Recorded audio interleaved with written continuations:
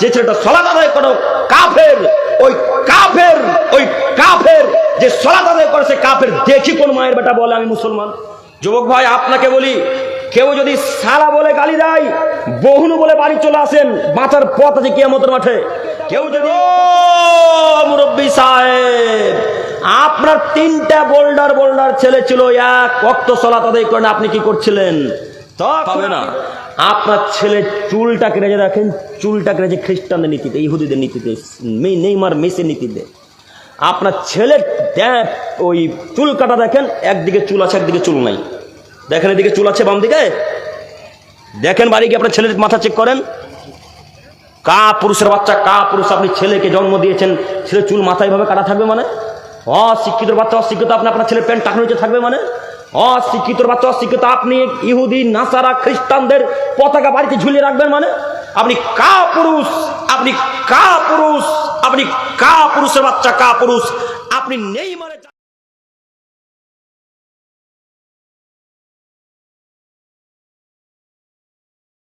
ভালো না লাগলে মুখ নিচের দিকে রেখে দেন, কিন্তু বসে থাকবেন, উঠে যাবেন না। শেষ দোয়া পাঠ করে উঠবো ইনশাল্লাহ, ইনশাল্লাহ, ইনশাল্লাহ। 2, 3 আমি যখন প্রথমে বললাম সম্মানিত সভাপতি সাহেব ও ওলামায়ে কেরামগণ ও আমার সামনে বসে থাকা দিনী ভাই ও পর্দার আড়ালে কথা বলেন মা ও বোনেরা, তো আচ্ছা আপনারা কি বাংলাদেশের বক্তব্য শুনেন না?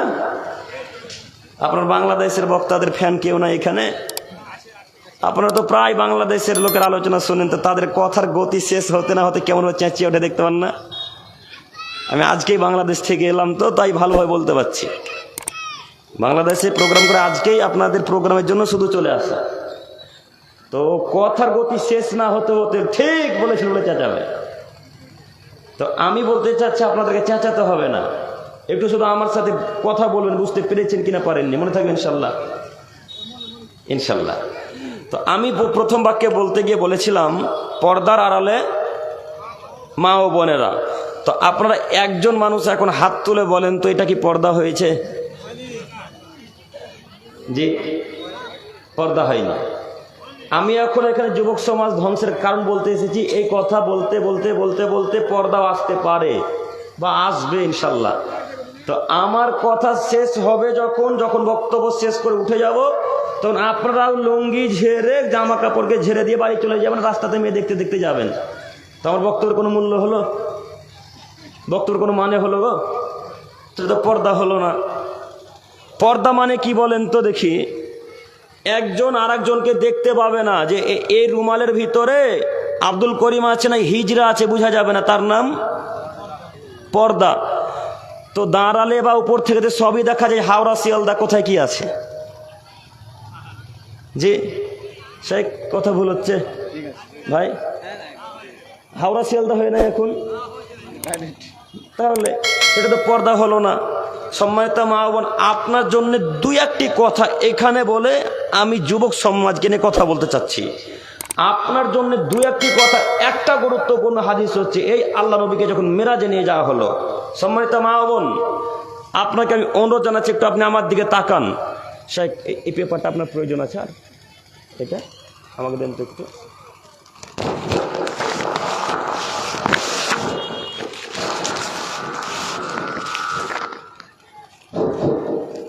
সম্মানিত মা বোন, আপনার জন্য 2-1টি কথা বলে আমি সামনের দিকে এগিয়ে যেতে চাইছি। একটু আপনি আমার দিকে লক্ষ্য করেন।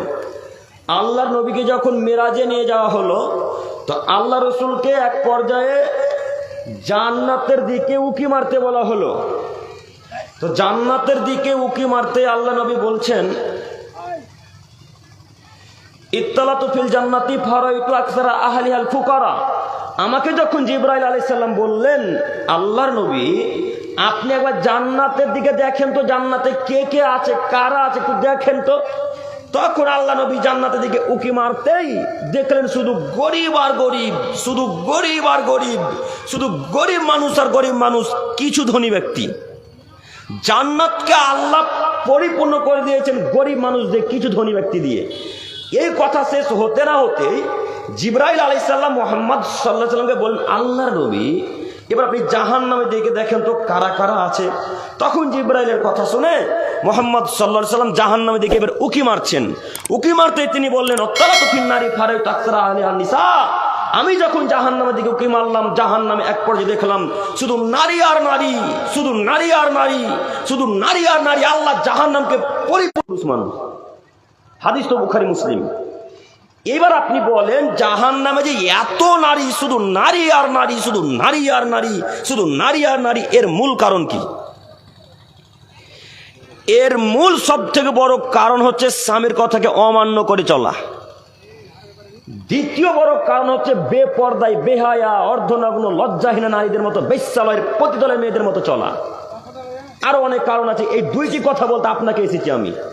তো আপনার স্বামী আজকে আপনাকে বলেছি কি জানি না যে বোরখা পরে যেতে হবে, এটা আমি বলতে পারি না, কেন আপনার পরিবার আপনার স্বামী ছিল, আমি ছিলাম না। তো হয়তো বলতেও পারে, আবার নাও বলতে পারে। তো যে সমস্ত স্বামী তার স্ত্রীকে, তার কন্যাকে আজকে বোরখা পরে জানাতে আসতে বলেনি বা নিষেধ করেনি, এই সমস্ত স্বামীকে আমরা কাপুরুষ, এই সমস্ত স্বামীকে আমরা পুরুষ মনে করি না। এরা সব হিজড়ার দল। এদেরকে কাউকে আমরা পুরুষ মনে করি না, সবাই কাপুরুষের বাচ্চা, কাপুরুষ। একজন মায়ের বেটা সুরমুনিতে বলেন যে আমি পুরুষের বাচ্চা, আমার মেয়ে আজকে বিনা বোরখায় জালসাতে এসেছে, একজন বলেন, বলেন একজন বলবেন না? না বলবেন। তার মানে আপনার কন্যা এসেছে না? এসেছে, আলহামদুলিল্লাহ, আলহামদুলিল্লাহ। যত লোকের স্ত্রী আজকে বিনা বোরখায় এসেছে, কেউ পুরুষ নয়, সব কাপুরুষ, সব কাপুরুষ, সব কাপুরুষ। এমন কোন মায়ের বেটা বলতে পারে আমার কন্যা, আমার স্ত্রী বিনা বোরখায় এসেছে, আমি পুরুষ? শুধু একবার বলেন না। আপনাকে যদি হাদিস কোরআন দিয়ে সুরমনির গোরস্থানে পুঁতে না দিতে পারি, তো জাতির সামনে আর কথা বলবেন ইনশাল্লাহ। কি মনে করেছেন আপনি? আপনার কন্যা আজকে এখন বিনা বোরখায় এসেছে, আমি ঠেকাবো বেটা জঙ্গিপুর থেকে এসে? আপনার স্ত্রী এখন বিনা বোরখায় এসেছে, আমি মুর্শিদাবাদ জঙ্গিপুর থেকে আপনাদের মালদা জেলাতে গাজল থানাতে আমি ঠেকাতে আসবো না, আপনি ঠেকাবেন। কে ঠেকাবে বলেন? কে বাধা দেবে? আমি যদি আপনার স্ত্রীকে এখন বলি রহিমা বিনা বোরখায় এসেছো, দাঁত ভেঙে দেবো। এই কথা যদি আমি বলি, তো আপনার স্ত্রী কান্নাকাটি করতে করতে করতে গিয়ে আপনাকে বলবে, ওগো আব্দুল করিম আমাকে এইভাবে কথা বললো, তখন আপনি লাঠি নিয়ে আসবেন আমাকে মারতে। কথা বুঝে আসে না? তো আমি তো আপনাকে বলতে পারি না। আমি আপনাকে শুধু এতটুকু বলতে চাই যে আপনি পুরুষ, আপনার স্ত্রী বিনা বোরখায় চলতে পারে না। যারা কাপুরুষ তাদের স্ত্রী বিনা বোরখায় চলবে, এটা আমরা মনে করি। সম্মানিত মা বোন, তো আপনাকে বলি, আপনার স্বামী তো কখন কখন কাপুরুষ হয়ে গেছে, কখন কখন হিন্দুদের সাথে মিশে গেছে, কখন কখন বেদাতীদের সাথে মিশে গেছে, কখন কখন ইহুদি খ্রিস্টানের সাথে মিশে গেছে। তো আপনি তো শিক্ষিতা নারী, আপনি আপনার স্বামীর জন্য কেন পরকাল হারাতে চাচ্ছেন? আপনি আপনার স্বামীর জন্য কেন আপনি জান্নাত হারাতে চাচ্ছেন? আপনি জানেন না আল্লাহ নবী বললেন, আমি জাহান্নামের দিকে উকি মারতে দেখলাম শুধু নারী আর নারী, শুধু নারী আর নারী, শুধু নারী আর নারী। জাহান্নামকে আল্লাহ পরিপূর্ণ করে দিয়েছে মহিলা মানুষকে দিয়ে, কিছু পুরুষ মানুষ। সম্মানিত মা বোন, আপনাকে আমি অনুরোধ করতে চাচ্ছি, স্বামী আদেশ করুক চাই না করুক, স্বামী আপনাকে বোরখা পড়তে বলুক চাই না বলুক, আজকে থেকে কিয়ামত পর্যন্ত যতদিন বেঁচে থাকবো ইনশাল্লাহ আর বোরখা ছাড়বো না, ইনশাল্লাহ, ইনশাল্লাহ, ইনশাল্লাহ। সম্মানিতা মা বোন, আমি আপনার দিনী ভাই, আমি আপনার ছেলের মতো, আমি আপনার নাতি পোতার বয়সে, আমার বয়স খুব একটা বেশি নয়। আপনাকে আমি অনুরোধ জানাচ্ছি, আপনি আমার এই কথাকে মূল্যায়ন করুন। 1 2 মহিলাদের জাহান্নামে যাওয়ার আরো একটি সবথেকে বড় কারণ হচ্ছে স্বামীর কথাকে অমান্য করে চলা। হাজারে 100 তো নয়, হাজারে 999টা মহিলা তার স্বামীর কথাকে মান্যতা দেয় না। হাজারে। তার বাস্তব জলজান্ত প্রমাণ আপনাকে দেখাচ্ছি। দেখেন, আপনি আপনার স্ত্রীকে বলেছেন, রহিমা আজকে মেলা বসেছে, জালসাতে, মেলাতে ঘুরতে যাবেন, যেও না। বলেননি? আপনারা কেউ বলেননি? বলেননি? বলেছেন না? তো আপনার স্ত্রী আপনার কথাকে লাথি মেরে দিয়ে মাটির তলে ফেলে দিয়ে মেলাতে এখনো ঘুরে বেড়াচ্ছে। তা আপনার কথা আপনার স্ত্রী শুনলো? শুনলো না। আপনার স্ত্রী এখন জাহান্নামে যাবে স্বামীর কথা অমান্য করার কারণে। আপনার স্ত্রীকে যে আমি কি দিয়ে বুঝাবো আল্লাহর বাণী, আপনার স্ত্রীকে আমি যে কি দিয়ে বুঝাবো মুহাম্মদ সাল্লাল্লাহু আলাইহি ওয়াসাল্লামের বাণী। আল্লাহর নবী বলছেন, আরে নারী জাতি, তোমার স্বামী যদি তোমার উপর রাগান্বিত হয়ে থাকে, যতক্ষণ তোমার স্বামী তোমার উপর রাগান্বিত হয়ে থাকে, ততক্ষণ পর্যন্ত আল্লাহর ফেরেশতারা তোমার উপর হিসাব করে। আল্লাহু আকবার। কেউ হিসাব করে বলেন তো? ফেরেশতা মণ্ডলীরা। তারপরে তিনি বলছেন, আরে নারী জাতি, যতক্ষণ তোর স্বামী তোর উপর রেগে থাকে, ততক্ষণ আল্লাহ তোর উপর রেগে থাকে। কে রেগে থাকে? আল্লাহ। এবার আপনার স্ত্রীকে বলেন যে আল্লাহ যদি রেগে থাকে আর আপনার স্ত্রী যদি 5 ওয়াক্ত সালাত আদায় করে, তাহাজ্জুদ পড়ে, সালাত আদায় করে, সিয়াম আদায় করে, যাকাত দেয়, ভালো আচরণ করে, আপনার স্ত্রীর কোন ইবাদত কবুল হবে? আপনার স্ত্রী কোন ইবাদত কবুল হবে না। আজকে আপনার স্ত্রী বিনা বোরখায় ঢং ঢং ঢং ঢং ঢং করতে করতে যার সাথে এসেছে, আবার ঢং ঢং ঢং ঢং করতে করতে বাড়ি চলে যাবে। আপনার কথা যদি অমান্য করে আপনার স্ত্রী আছে, আপনার স্ত্রী আজকে যত নেকি পেয়েছিল সব নেকি আজকে মাটি তুলে পুঁতে দেওয়া হবে। এ নেকি ফেরেশতা মণ্ডলী লিপিবদ্ধ করবে না কেন? আপনার স্ত্রীর উপর কে রেগে আছে এখন? আল্লাহ।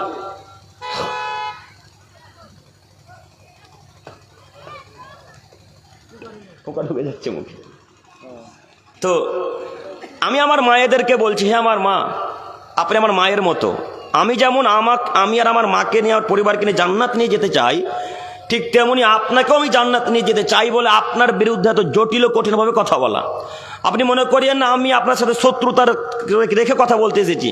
আপনাদের সুরমুনিতে এর আগে আমাকে কোনোদিন দেখেছেন? কেউ দেখেননি। আপনাদের সাথে কারোর আমার টাকা পয়সা নিয়ে ঝামেলা আছে? কথা বলেন, ঝামেলা নেই। আপনাদের কারোর সাথে জমি জায়গায় ঝামেলা আছে? আপনাদের সাথে টাকা নিয়ে ঝামেলা নেই, কোনো জমি জায়গা নিয়ে নেই, কোনো কথাবার্তা নিয়ে নেই। তার মানে আপনাদের সাথে আমার কোনো শত্রুতা নেই।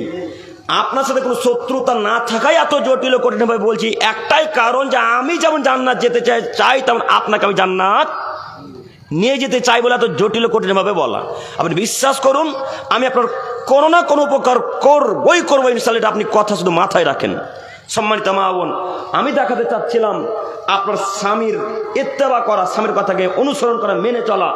আপনি যদি তাহাজ্জুদ গুজার মহিলা হন আর স্বামীর কথাকে যদি মান্যতা না দেন, তাহলে আপনার এই তাহাজ্জুদের সালাত কবুল আল্লাহ তাআলা করবেন না।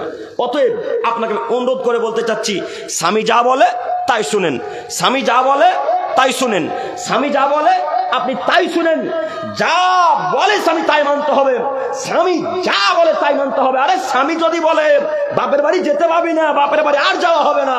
স্বামী যদি বলে বাজার যেতে পাবি না, আর বাজার যাওয়া যাবে না। স্বামী যদি বলে তোর দাদার বাড়ি যেতে পাবি না, বাড়িতেই থাকতে হবে। আর ওই স্ত্রী স্বামীর অনুমতিবিহীন বাড়ি থেকে আর বেরোতে পারে না।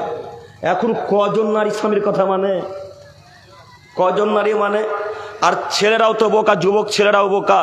যত টাকা উপার্জন করছে কেরালা, দিল্লি, চেন্নাইয়ে, সব টাকা স্ত্রীর অ্যাকাউন্টে পাঠাচ্ছে। হ্যাঁ, সব টাকা কার অ্যাকাউন্টে এখন? স্ত্রীর অ্যাকাউন্টে। তো এই ছেলেটা তো 4 মাস, 5 মাস, 10 মাস, 1 বছর, 2 বছর, 3 বছর পর্যন্ত কেরালাতে কাজ করে। তো 3 বছর যাবৎ কেরালাতে কাজ করে আর মাসের মাস স্ত্রীর অ্যাকাউন্টে টাকা পাঠায়, মাসের মাস স্ত্রীর অ্যাকাউন্টে টাকা দেয়, মাসের মাস স্ত্রীর অ্যাকাউন্টে টাকা দেয়। 3 বছর পূর্ণ হচ্ছে, এবার বাড়ি ফিরে আসবে। বাড়ি ফিরে এসে দেখছে আমার স্ত্রীও নেই, টাকাও নেই, সব এখন পরপুরুষের সাথে চলে গেছে। কথা বুঝে আসলো না? কথা বলে না, কথা বুঝে আসছে কি? তো এই ছেলেটা যে তার স্ত্রী এখন টাকা দিয়েছে, বলেন তো এর মাথায় মগজ আছে না গোবর ভরা আছে গো? গোবর কেন? ওর বাপের অ্যাকাউন্ট নাই, ওর মায়ের অ্যাকাউন্ট নেই, ওর নিজের নামে অ্যাকাউন্ট নেই, সবারই অ্যাকাউন্ট আছে। এখন তো ওর স্ত্রীর অ্যাকাউন্টে টাকা কেন? যুবক আছে, তুমি বুঝো না? তুমি 3 বছর বাইরে ছিলে, তোমার স্ত্রী অন্যজনের সাথে গল্প করে করে করে করে করে তার সাথে ব্যস্ত। এখন তোমাকে সে মূল্যায়ন করে না, শুধু তোমার সাথে কথা বলে মাল্লুর জন্য, টাকার জন্য বেটা। আর তুমি সেই টাকা মাসের মাস দাও, আর তোমার যখনই কথা হয়েছে আসবে তুমি, সেই মাসের সেই দিন তোমার বাড়ি থেকে তোমার স্ত্রী বাড়ি চলে গেছে। ঘটনা মিলে না মনে হয়? ঘটনা মিলছে? মিলবে না মানে? এটাই তো চূড়ান্ত সত্য। তো এই ছেলেগুলাকে বলছি, শোনো যুবক, তুমি তোমার স্ত্রীর কথাতে চললে কেন? তুমি কেন স্ত্রীর কথা চলবে? তোমার কথাতে স্ত্রী চলবে, এটা আল্লাহর বাণী।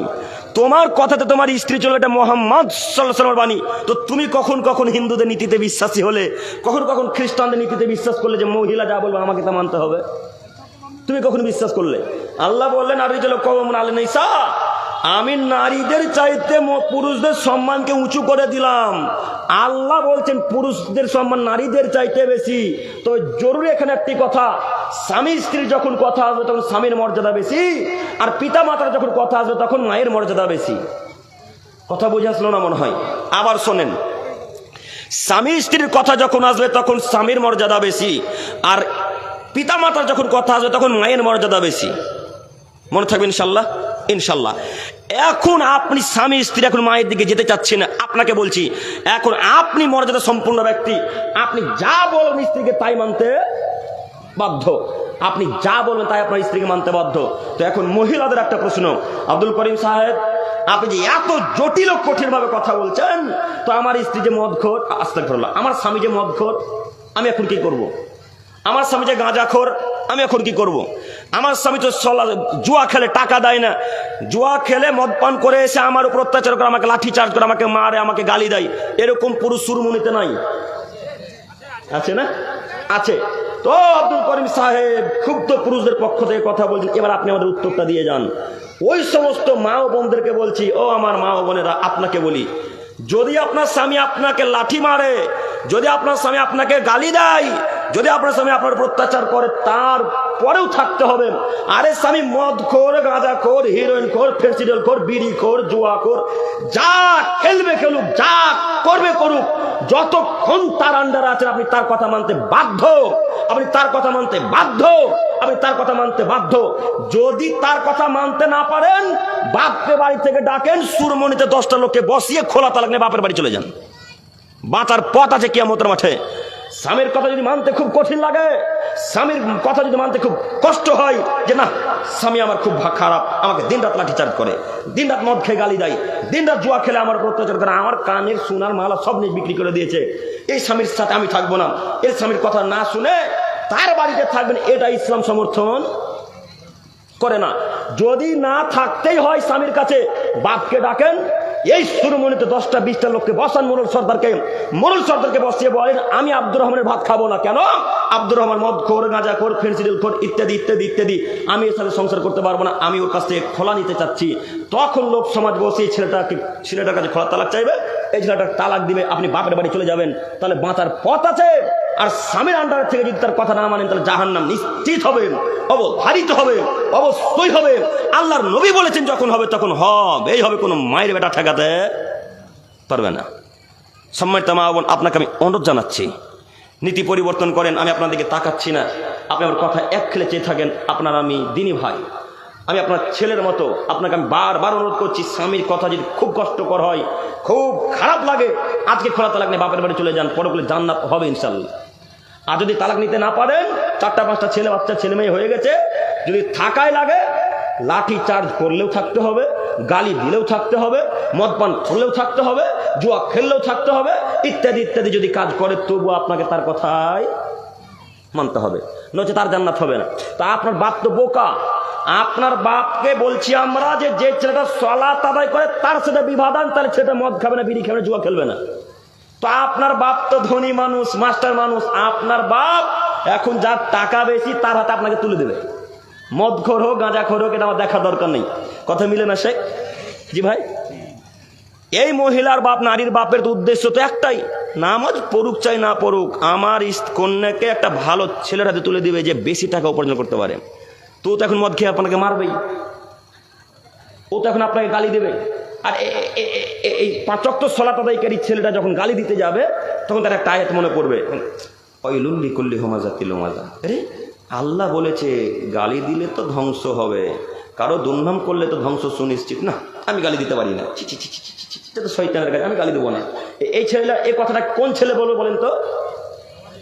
নামাজি ছেলেরা। আর বেনামাজিকে যদি বিবাহ করেন, তাহলে অমুকের বাচ্চা অমুক, তমুকের বাচ্চা তমুক, আরো কত কি আছে এর মধ্যে, তাই না? তা আপনার ছেলে, আপনার পিতাকে বলছি, আমি আপনার পিতাকে বলছি, সম্মানিত বোন, আমি আপনার পিতাকে বলতে চাচ্ছি, ও চাচা, মেয়ের বিবাহ দিতে বা আপনাকে কথাই ঠিক, বিবাহ দেওয়ার আগে একটু যাচাই বাছাই করেন ছেলেটা সালাত আদায় করে কিনা, ছেলেটা সালাত আদায় করে কিনা। যদি সালাত আদায় না করে ছেলের সাথে বিবাহ হারাম, ওই ছেলের সাথে বিবাহ দেওয়া হারাম, ওই ছেলের সাথে বিবাহ দেওয়া হারাম। যে সালাত আদায় করে তার সাথে মুসলমানের কন্যার বিবাহ হতে পারে না। ওই কন্যার সাথে, ওই ছেলের সাথে আপনার কন্যার বিবাহ, আপনার কন্যা তো মুসলমান। আর যে ছেলেটা সালাত আদায় করে কাফের, ওই কাফের যে সালাত আদায় করে সে কাফের। দেখি কোন মায়ের বেটা বলে আমি মুসলমান? আপনি মুসলমান নন, আপনি গোশত খাওয়া মুসলমান, আপনি প্রকৃতভাবে মুসলিম এখন হতে পারেননি। আপনাকে আমি অনুরোধ জানাচ্ছি, সালাত যতক্ষণ আদায় করেন ততক্ষণ মুসলিম, আর যখনই সালাত ছেড়ে দিয়েছেন তখন আপনি কাফের। কথা মুহাম্মদ সাল্লাল্লাহু আলাইহি ওয়াসাল্লাম বলেন। অতএব আপনাকে আমি অনুরোধ জানাচ্ছি, মেয়ের বিবাহ দেওয়ার পূর্বে আগে যাচাই বাছাই করেন ছেলেটা ভালো কিনা। আর সম্মানিত মা, আপনি যদি আপনার বাপের কথার বিরোধিতা না করতে পারেন, বেনামাজি ছেলেকে বিবাহ করেন, তাহলে ওর মার ধর খেয়ে এখন তার কাছে থাকা লাগবে যদি জান্নাত পেতে চান। আমি কথা বোঝাতে পারলাম আপনাদেরকে? এর পরবর্তী থেকে যখন কন্যাদের বিবাহ দেবো, এটা যাচাই বাছাই করবো ইনশাল্লাহ। ইনশাল্লাহ। আল্লাহ তুমি আমাদেরকে কবুল করো, সকলে বলি আমিন। সম্মানিত মা বোন, আপনার জন্য কয়েকটি কথা ছিল, আরো কথা আসবে আস্তে আস্তে ইনশাল্লাহ। তার আগে যুবকদেরকে নিয়ে কয়েকটি কথা বলি, সময় খুব সংকীর্ণ, খুব তাড়াতাড়ি সময় চলে যাচ্ছে। হে আমার যুবক ভাই, আপনাদের জন্য কয়েকটি কথা। যুব সমাজ ধ্বংসের কারণ, প্রথম বাক্যটা ব্যবহার করেছিলাম, মনে নাই? প্রথম বাক্যটা বলেছিলাম যুব সমাজ ধ্বংসের কারণ। আমি একের পর এক শুরু করব, তার আগে জরুরি কয়েকটি কথা বলি। যুব সমাজ ধ্বংসের সব থেকে বড় যেটা কারণ হচ্ছে আল্লাহর পথ থেকে দূরে থাকা, আল্লাহর শরণ থেকে দূরে সরে যাওয়া, আল্লাহর কথাকে অমান্য করা। মহান আল্লাহ নবী বলেন, যদি কোনো মানুষ আল্লাহর কথাকে অমান্য করে চলে, যদি কোনো মানুষ আল্লাহ তাআলার কথাকে এড়িয়ে চলে, অহংকার করে চলে, তাহলে সে জাহান্নামে যাবে, তাহলে সে জাহান্নামে যাবে, তাহলে সে জাহান্নামে যাবে। বাণী কার? মুহাম্মদ সাল্লাল্লাহু আলাইহি সাল্লামের। অতএব আপনাকে আমি অনুরোধ জানাচ্ছি, নীতি পরিবর্তন করে আল্লাহ সুবহানাহু ওয়া তাআলার কথাকে মান্যতা দেওয়ার চেষ্টা করেন। সাথে সাথে আরো কথা মনে রাখবেন, যুব সমাজ ধ্বংসের আরো বড় বড় কারণের আরো একটি বড় কারণ হচ্ছে পিতামাতার কথাকে অমান্য করে চলা। যুব সমাজ ধ্বংসের আরো বড় কয়েকটি কারণের আরো একটি বড় কারণ হচ্ছে প্যান্ট টাকনুর নিচে পড়া। যুবকদের প্যান্ট টাকনুর নিচে নাই, আলহামদুলিল্লাহ, নাই না? আলহামদুলিল্লাহ। যদি ইদানিং প্যান্ট এখন টাকনুর নিচে, টাকনুর উপরে ছেলেরা পড়তে শিখেছে, স্টাইল বলেন, ফ্যাশন বলেন, আর সুন্নাত বলেন, পড়ছে তো, তাই না? অধিকাংশ যুবকদের প্যান্ট এখন টাকনুর উপরে থাকে, আলহামদুলিল্লাহ, দেখে খুব ভালো লাগে। তো আপনাকে আমি অনুরোধ জানাচ্ছি, যুব সমাজ ধ্বংসের আরো একটি বড় কারণ হচ্ছে গালি দেওয়া। আল্লাহ নবী বলেন যে গালি দিবে, এই গালির সমান পাপ যত হয়েছে ততটুকু পাপের নেকি আব্দুর রহমানকে দিয়ে দিতে হবে। একটু আপনি এখনো বুঝতে পারেননি বা হাদিসের অর্থ আপনাকে বুঝাই, তারপরে আয়াত পেশ করতে চাচ্ছি। আপনাকে আল্লাহ নবী বলছেন, এই মুসলমানের বাচ্চা যারা তোমরা শোনো, আদমের ছেলে মেয়ে তোমরা যারা মুসলিম, তোমাদেরকে বলছি তোমরা শোনো, যে মুসলমান কখনো গালি দিতে পারে না। একটু আপনি আমাকে আজকে সালা বলে গালি দিয়েছেন, 12 এর চেয়ে খারাপ ভাষা ব্যবহার করেছেন, আমি আব্দুল করিম বিন আমিনুল ইসলাম আপনার পক্ষে বা বিপক্ষে একটাও কথা না বলে ওই গাল শুনে আমি আমার বাড়ি চলে গেছি। আপনার সাথে আমি কথা বলিনি, আপনাকে পাল্টা ঘুরিয়ে গালিও দিনি। এই সালা বলার গালির নেকি এখন আব্দুল করিমকে কিয়ামতের মাঠে দিতে হবে। কথা বুঝে আসলো না? যে যাকে গালি দিয়েছে, যে যার উপর অত্যাচার করেছে, প্রত্যেকটা অত্যাচারের পাপ, প্রত্যেকটা গালির পাপ কিয়ামতের মাঠে দিতে হবে। ওই যে একটু আগে একটা আয়াত পেশ করলাম, বুঝতে পেরেছেন কিনা বলতে পারি না, আবার পেশ করে দেখাই। আল্লাহ তাআলা বললেন, ওয়াইলুল লিকুল্লি হুমাযাতিল লুমাযা, হে আদমের ছেলে মেয়ে তোমরা শোনো, যারা মানুষের পশ্চাতে গীবত করে, পরনিন্দা পরচর্চা করে, এরা ধ্বংস সুনিশ্চিত। এবং যারা মানুষকে সামনাসামনি গালি দেয়, এরাও ধ্বংস সুনিশ্চিত। বলেন তো বাণী কার? আল্লাহ। সূরা হুমাজার আয়াত কার? এই সূরাটা মুখস্থ নেই, হাত তুলেন তো। আছে মুখস্থ না? বিশেষ করে যারা 5 ওয়াক্ত সালাত আদায়কারী ব্যক্তি, তাদের প্রায় সকলেরই মুখস্থ আছে, তাই না? এই আয়াতে আল্লাহ বলছেন, ওয়াইলুল্লি কুল্লি হুমাযাতিল লুমাযা, ধ্বংস অবধারিত, ধ্বংস সুনিশ্চিত, ধ্বংস অবধারিত, ধ্বংস সুনিশ্চিত ওই সমস্ত লোকের যারা মানুষকে সামনাসামনি গালি দেয়, যারা মানুষের পশ্চাতে পরনিন্দা করে, যারা মানুষকে সামনাসামনি গালি দেয়, এরা ধ্বংস হবে। এ কথা আল্লাহ তাআলা বলেন। আমরা প্রায় সবাই সূরাটা মুখস্থ করে রেখেছি, কিন্তু অর্থ বুঝি না। আপনাদের অবস্থা আর হুজুরদের, বেদাতি হুজুরদের অবস্থা এক। আপনাদের অবস্থা আর বেদাতি হুজুরদের অবস্থা এক, মানে বুঝতে পারলেন না মনে হয়। বেদাতি হুজুরদের মধ্যে প্রায় লোক হাফেজ থাকে, প্রায় লোক হাফেজ থাকে, থাকে না? আপনি কিছু মানেন আর না মানেন, বেদাতিদের এটা বিশ্বাস করতে হবে যে তাদের মধ্যে হাফেজের সংখ্যা বেশি। বুঝতে পারেননি? আপনি খোঁজ খবর নিয়ে দেখেন, যদিও ইদানিং আহলে হাদিস সালাফি মানহাজ যারা অনুসরণ করে, তাদের মধ্যে হাফেজের সংখ্যা বাড়তে শুরু করেছে, আলহামদুলিল্লাহ। কিন্তু খোঁজ খবর নিয়ে দেখেন, গণনা করে দেখেন, তাদের সংখ্যা বেশি পাবেন। বুঝেননি? তাদের সঙ্গে বেশি হবে। তো তারা দিন রাত কোরআন মাজিদে পড়ে, ও মাইয়ুশরিক বিল্লাহ, যারা আল্লাহর সাথে শিরক করে, ওমাই ইউশরিক ফাকাদ হারামাল্লাহু আলাইহিম আল জান্নাহ, যারা আল্লাহর সাথে শিরক করে মারা গেল আল্লাহ তার উপর জান্নাতকে হারাম করে দিলেন। কে জান্নাত হারাম করলেন? আল্লাহ। ওই হুজুর দিন রাত কোরআন পড়ে, দিন রাত কোরআন পড়ে। হুজুর তো কোরআন পড়েই আবার বাড়ি উদ্বোধন করতে গিয়েও কোরআন পড়ে, দোকান উদ্বোধন করতে গিয়েও কোরআন পড়ে। তো হুজুর এত কোরআন পড়ে, 114টা সূরা মুখস্থ আছে, পুরো 30 পারা সূরা কোরআন, পুরো 30 পারা কোরআন মাজিদ মুখস্থ আছে। হুজুর অর্থ বুঝে না যে, তাই তো হুজুর মাজারেও সিজদা চালাই, তাই তো হুজুর তাবিজ দিয়ে টাকা নাই, তাই তো হুজুর তাবিজ দেয়, তাই তো হুজুর কার দেয়, তাই তো হুজুর গলায় তাবিজ পরে, তাই তো হুজুর মাজারে যায়, তাই তো হুজুর ফাতিহা করেন। ফাতিহা বুঝলেন? বুঝেন না? আলহামদুলিল্লাহ। তাই তো হুজুর মাজারে টাকা দেয়, মাজারে চাদর দেয়, মাজারে মুরগি দেয়, মাজারে ছাগল দেয়। যদিও মালদা জেলা গাজল থানাতে এই মাজার টাজার নাই। আচ্ছা, ও আদিনা না, বিখ্যাত জায়গা আদিনাতে। আচ্ছা, তো এই হুজুর অর্থ বুঝে না, আপনারা বুঝেন না, তা আপনাদের অবস্থা তার অবস্থা এক। আপনিও পড়ছেন ওয়াইলুল লিকুল্লি হুমাযাতিল লুমাযা আল্লাযী জামাআ মালা ওয়া আদ্দাদা, পড়েন না কোরআন মাজিদ? তো অর্থ বুঝলেন? প্রতি রাত্রে প্রতি ওয়াক্তেই পড়ছেন, তারপরেও মাঠে গিয়ে দেখছেন একটা ছাগল আপনার ধান খাচ্ছে, ভুট্টা খাচ্ছে, তখন বলছে অমুকের বাচ্চা, অমুক তমুকের বাচ্চা। তোমার কার ছাগল রে? কথা মিলল না। গালি দেন না যখন ভুট্টার গাছ খায়, ধান খায়, তখন গালি দেন না? এখন ক্ষমা নেন তো দেখি।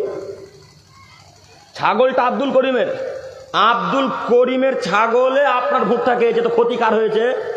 আপনার। তাও নাকি আমার কাছে আপনাকে ক্ষমা নিতে হবে। কেন? গাল দিয়েছেন যে, তার গাল দিবেন? হ্যাঁ, বুঝতে পারলাম না। জমি নষ্ট হয়ে গেলে ধরে টাকা নেওয়া লাগবে, নইলে তাকে পরামর্শ দেন যে আপনি ছাগল বাঁধেন, নইলে আমরা পদক্ষেপ অন্য নিতে পারি। কথা বুঝতে পারেননি? ভালো প্রশ্ন করেছেন, আলহামদুলিল্লাহ, ভালো করেছেন, আলহামদুলিল্লাহ। আপনাকে আমি অনুরোধ জানাচ্ছি, আজকের পর থেকে আর গালি দেব না ইনশাল্লাহ। যুবক ভাই, আপনাকে বলি, কেউ যদি সালা বলে গালি দেয়, বহুনু বলে বাড়ি চলে আসেন, বাঁচার পথ আছে কিয়ামতের মাঠে। কেউ যদি এই অকথ্যভাবে গালি দেয়, চুপচাপ মুখকে বন্ধ করে বাড়ি চলে আসেন, বাঁচার পথ আছে। উকবা ইবনে আমির জুহানী রাদিয়াল্লাহু তাআলা আনহু বলেন, মান নাজাত ইয়া রাসূলুল্লাহ, আল্লাহ নবী আপনি আমাকে উপদেশ দেন কিয়ামতের মাঠে কিভাবে বাঁচবো। আল্লাহ নবী আপনি আমাকে উপদেশ দেন কিভাবে আমি কিয়ামতের মাঠে বাঁচবো।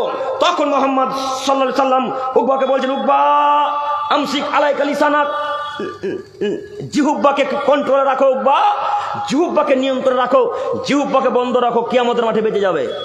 মুহাম্মদ সাল্লাল্লাহু আলাইহি সাল্লাম উকবাকে বলছেন, উকবা জিহুব্বাকে বন্ধ রেখে দাও, কিয়ামতের মাঠে বেঁচে যাবে।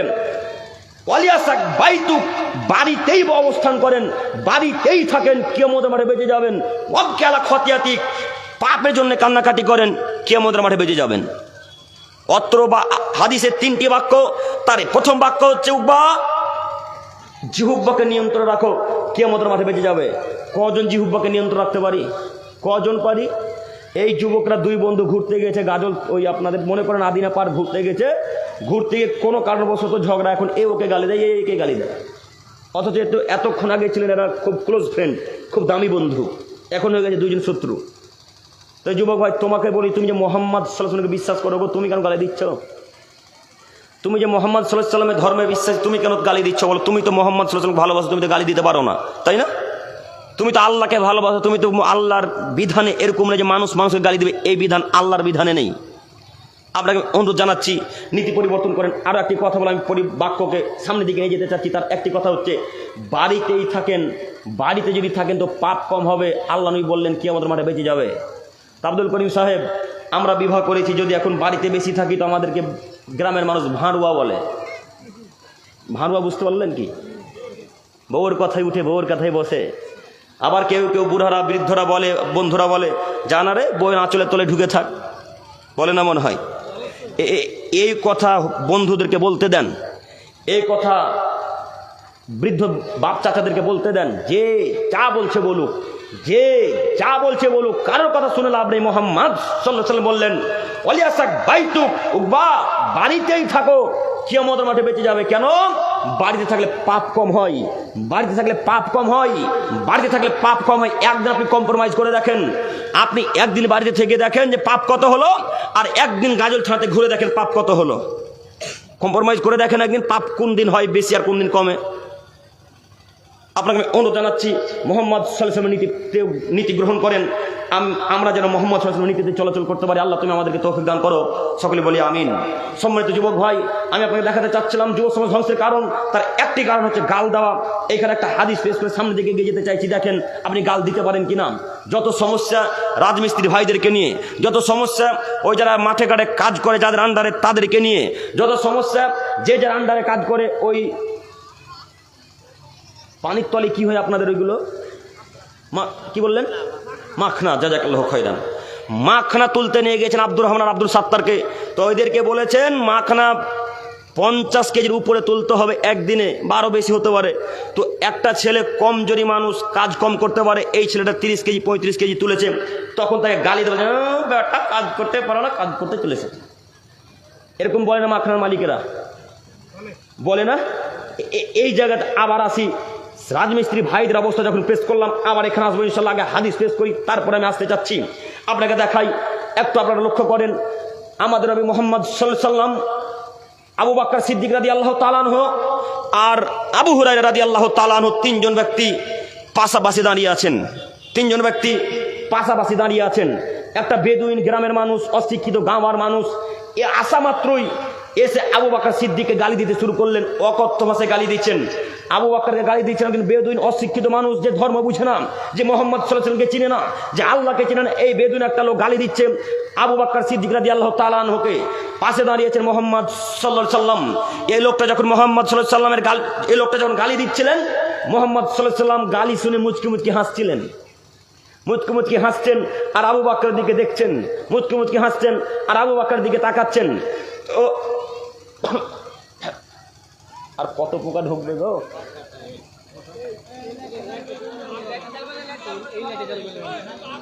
থাক থাক থাক, একটু একটু দেখেন।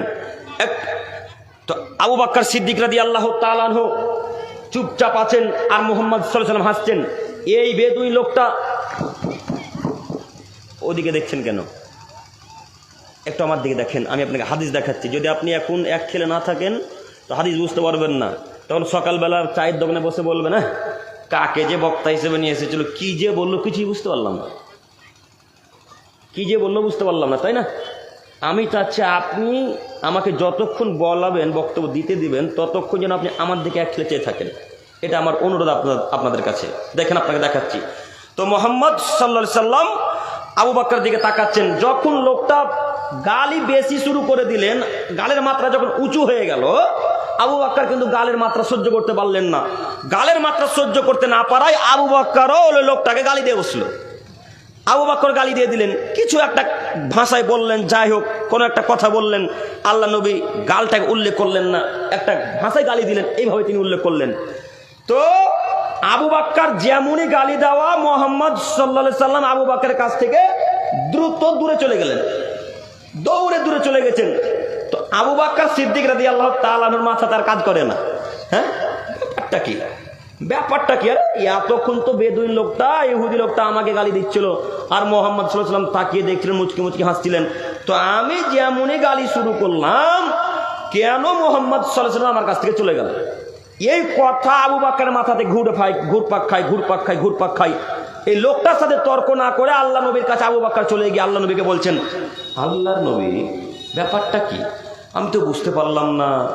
ওই লোকটা গালি দিচ্ছিল, তখন আপনি হাসছিলেন মুচকি মুচকি, আর আমি গালি দেওয়া মাত্র আপনি আমার কাছ থেকে চলে এলেন, মানে কি ব্যাপার একটু বলেন না।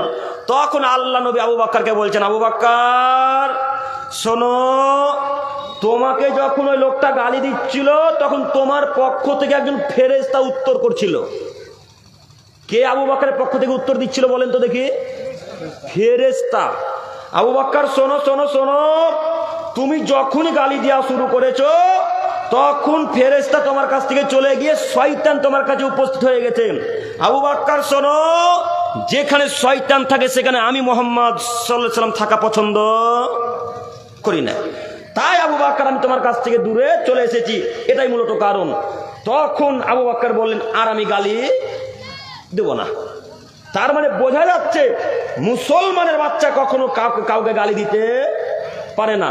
তো এখন গালি হুজুরেও দেয়, গালি এখন বক্তাতেও দেয়, গালি এখন মুলবিতেও দেয়, গালি এখন ইমাম সাহেবে দেয়, যে যার ভাষাতে পারে তে তাকে গালি দেয়। শুধু কি গ্রামের মানুষ এই গালি দেয়? কত যে ফোন রেকর্ড আমাদের কাছে আছে, ফোন করে বলছে অমুকের বাচ্চা অমুক, তমুকের বাচ্চা তমুক, তোকে কেটে ফেলে দেবো। রেকর্ডিং মাঝে মাঝে শুনতে পান না আমাদের? তো কতজন কত গালি দিল, আমরা তো চুপচাপ আছে, আমরা কি কিছু তাদের বিরোধিতা করতে পারবো না? পারবো কি পারবো না বলেন তো দেখি? পারবো তো, আমরা বিরোধিতা করি না কেন বলেন তো দেখি? পরকালে নেকি নিতে চাই। আপনি আমাকে গালি দিলে যদি আমিও পাল্টা বলি তুই তো অমুকের বাচ্চা, আর তো আমি নেকিটা পাচ্ছি না, তাই না? তাই আপনাকে গালি দেওয়া থেকে আমি বিরত আছি, নচেত আমি আপনাকে দিতে পারি। আমি আল্লাহর ধর্মে বিশ্বাসী, আমি মোহাম্মদ সাল্লাল্লাহু আলাইহি ওয়াসাল্লামের কথাতে বিশ্বাসী, অতএব আপনাকে গালি আমি দিতে পারি না। আপনাকে আমি অনুরোধ জানাচ্ছি, আজকের পর থেকে আর গালি দেবো না ইনশাল্লাহ। একটা বাক্য শুনেন, আনাস রাদিয়াল্লাহু তাআলা আনহু বলছেন যে আমি খাদামতু নবী সাল্লাল্লাহু আলাইহি ওয়াসাল্লাম বিআশরি সিনিনা, আমি মোহাম্মদ সাল্লাল্লাহু আলাইহি ওয়াসাল্লাম নিকটে 10 বছর গোলামি করেছি। কত বছর? 10 বছর। তো 10 বছরে আল্লাহ নবী আমাকে একদিনের জন্য বললেন না, আনাস এই কাজটা কেন করনি, আনাস ওই কাজটা কেন করনি, আনাস এটা কেন করেছো, আনাস ওটা কেন করেছো। আমাকে 10 বছরে একদিন মোহাম্মদ সাল্লাল্লাহু আলাইহি ওয়াসাল্লাম এইভাবে কথা বলেননি। আল্লাহ নবীর ব্যবহার দেখেন কত ভালো। তো আপনি একটা দিনের জন্য 7 থেকে 8 ঘন্টা মাখনা তোলাবেন, তার কারণে একটু মাখনা কম তুলেছে তাই তাকে গালি দিতে হবে? হ্যাঁ, রাজমিস্ত্রি ভাইদের বলছি, যারা হেড মিস্ত্রি তাদেরকে বিশেষ করে বলছি, আপনার গাঁথনি প্রতিদিন ভালোই কাজ হয়, প্লাস্টার ভালোই হয় প্রতিদিন প্রায়। আজকে গরম খুব পড়েছে তাই প্লাস্টার একটু কম হয়েছে, তাই এসে তাদেরকে গালি দিতে লাগবে? তাই এখন গালি দিতে হবে? রাজমিস্ত্রি ভাই যদি থেকে থাকেন, আপনাকে আমি অনুরোধ জানাচ্ছি, আপনার আন্ডারে যত লোক আছে কাউকে গালি দিতে পারেন না। মোহাম্মদ সাল্লাল্লাহু আলাইহি ওয়াসাল্লাম বলছেন আপনি গালি দিতে পারেন, আপনি মুসলমানের বাচ্চা, আপনি আজকের পর থেকে আর গালি দিবেন না ইনশাল্লাহ। ইনশাল্লাহ। আল্লাহ তুমি আমাদের যুবক ভাইদেরকে কবুল করো, সকলে বলি আমিন। আমি এবার দেখাচ্ছি যুব সমাজ ধ্বংসের আরো একটি বড় কারণ হচ্ছে মোহাম্মদ সাল্লাল্লাহু আলাইহি ওয়াসাল্লামের পদ্ধতি ত্যাগ করা।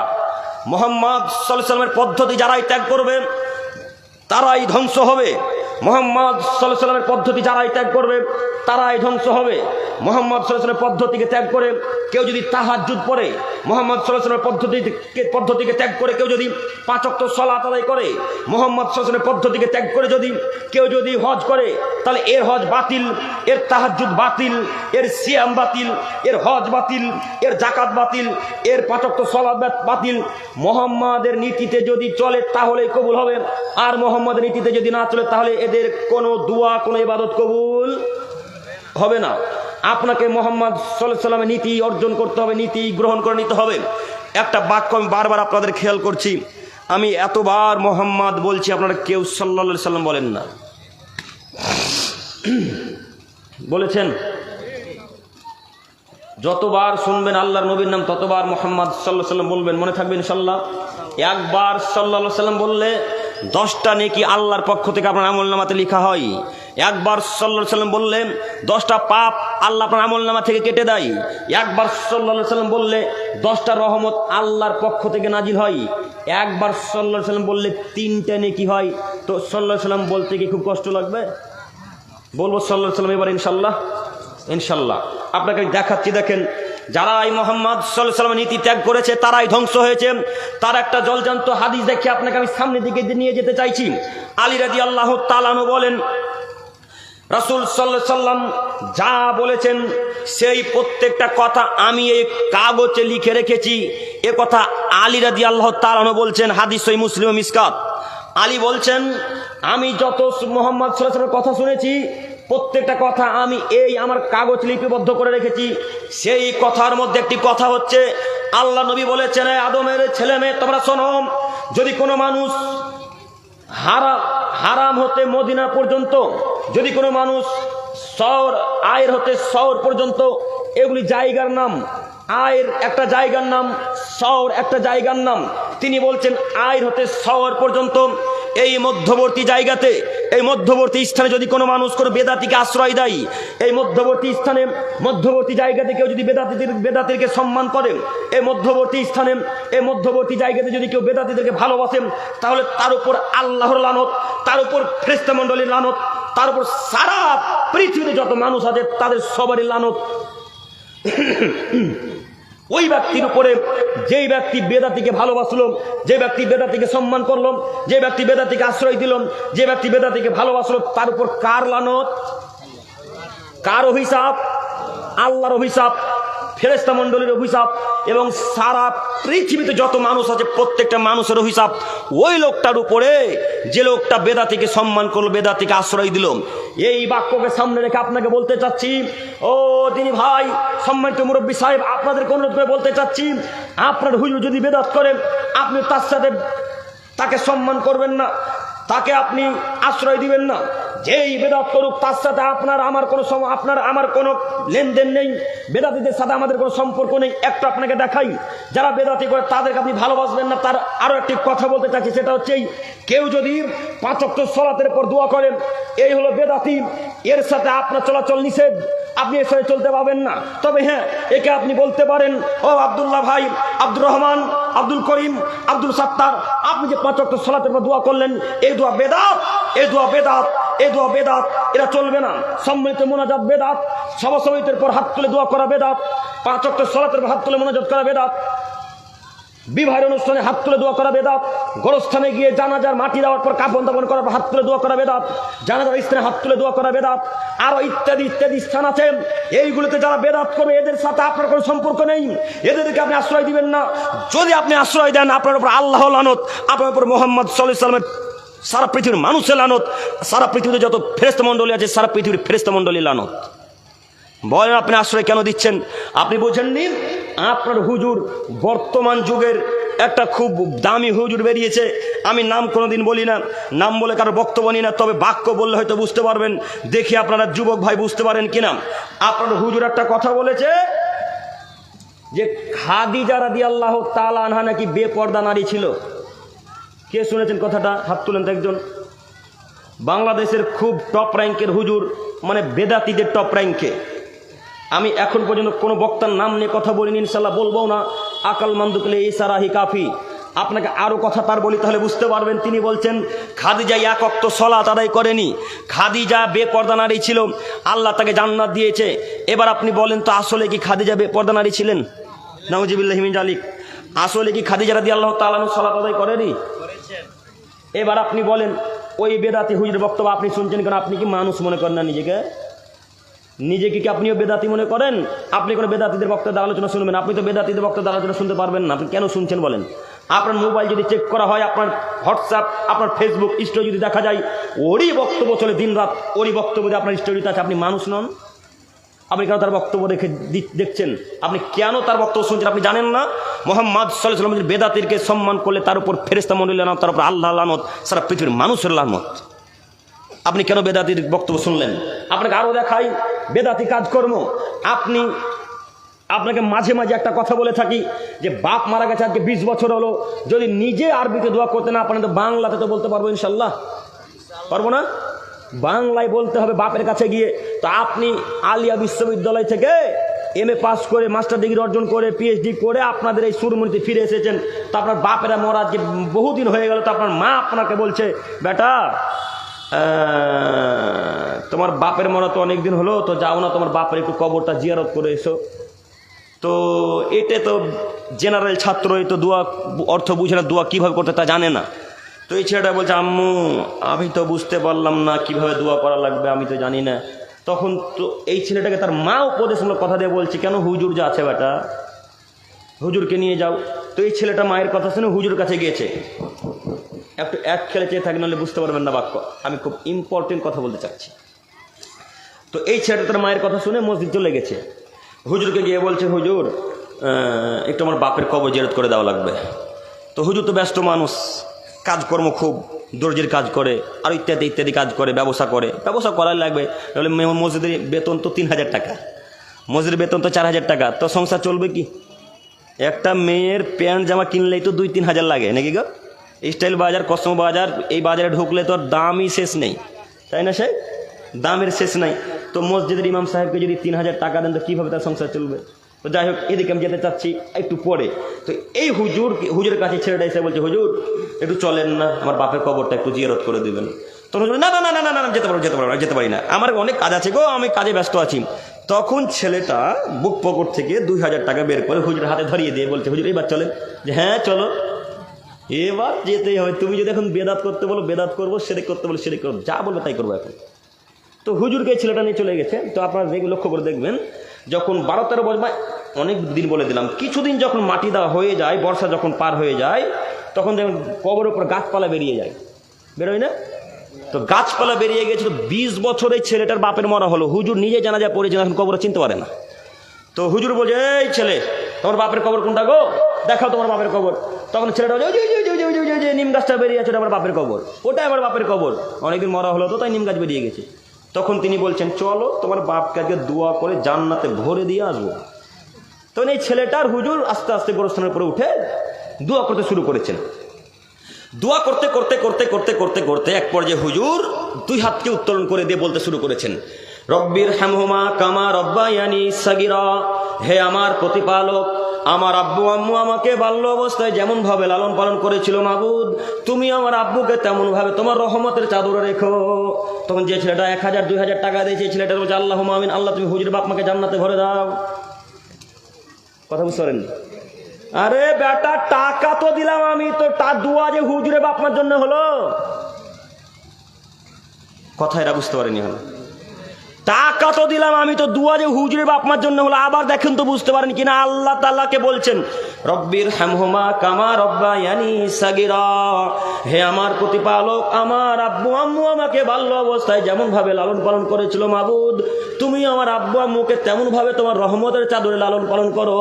তখন যে ছেলেটা 2000 টাকা দিয়েছে, ওই ছেলেটা বলছে, আল্লাহুম্মা আমিন, আল্লাহ তুমি হুজুরের বাপ মাকে জান্নাতে ভরে দাও। এই ছেলেটার মাথাতে এখন গোবর আছে না মগজ আছে? ওর এমএ পাস বিদ্যাকে আর পিএইচডি পাস বিদ্যাকে মাটির তলাকে পুঁতে দিতে এসেছে। বিদ্যার 5 পয়সা কোনো মূল্য নেই। এর বিদ্যার কি মূল্য আছে? যে বিদ্যা বাপ মার জন্য দোয়া করতে পারে না, যে বিদ্যা শিরক ছেড়ে পারে না, যে বিদ্যা বেদাত ছেড়ে পারে না, যে বিদ্যা পিতামার জন্য দোয়া করতে পারে না, ওই বিদ্যাকে মাটির তলে পুঁতে দাও। এই বিদ্যার মূল্য নাই, এই বিদ্যার মূল্য নাই, এই বিদ্যার মূল্য নাই। এটা বিদ্যাহীন মূল্য, এটা মূল্যহীন বিদ্যা। এই বিদ্যার 1 পয়সা ইহকালে পরকালে কোনো মূল্য নাই। কেন বিদ্যা অর্জন করলেন? আরে বেটা, যদি আরবিতে নাই জানি, বাপের কবরের কাছে গিয়ে 2 চোখের পানিকে ফেলে 1 পর্যায়ে বলতে শুরু করতে পারবো, আল্লাহ আমার বাপ সাধারণ মানুষ ছিল মাবুদ, তুমি বড় দয়াবান, তুমি বড় ক্ষমাবান, তুমি বড় রহমান, তুমি বড় রহমান। আল্লাহ তোমার কাছে ভিক্ষে চেয়ে বলি আমি আমার ছেলে, আমি আমার বাপের ছেলে হিসাবে, আল্লাহ মানুষ হিসেবে পাপ হবেই, মানুষই পাপ করবে, ফেরেশতারা পাপ করবে না। এই আশা নিয়ে তোমার কাছে ভিক্ষে চেয়ে বলি, মাবুদ তুমি আমার বাপকে ক্ষমা করো, আল্লাহ তুমি আমার বাপকে ক্ষমা করো, আল্লাহ তুমি আমার বাপকে ক্ষমা করো। এই বাক্য বলতে বলতে বলতে বলতে যদি 2 চোখ দিয়ে পানি বেরিয়ে যায়, এই ছেলেটা দোয়া কবুল হবেই হবে, এই ছেলেটা দোয়া কবুল হবেই হবে, এই ছেলেটা দোয়া কবুল হবেই ইনশাল্লাহ। আর ওই হুজুর যদি, বেদাতি হুজুর যদি কান্নাকাটি করে করে করে দাড়ি জুব্বা পাঞ্জাবি সব যদি ভিজিয়ে দেয়, তবু এর দোয়া কবুল হবে না। কেন? হুজুর বেদাতি, যে হুজুর যে ওখানে উঠে বেদাত করলো, কথা বুঝতে পারেননি, এর দোয়া কবুল হবে না। এই যুবক, তোমাকে দেখাতে চাচ্ছিলাম তোমাদের ধ্বংসের কারণ। বলো তোমার এই বিদ্যার কোনো কাজের দাম আছে কিনা? এই যুবক ভাইরা বলেন, আপনাদের বিদ্যার কোনো কাজ আছে? বিদ্যার কোনো দাম থাকলো?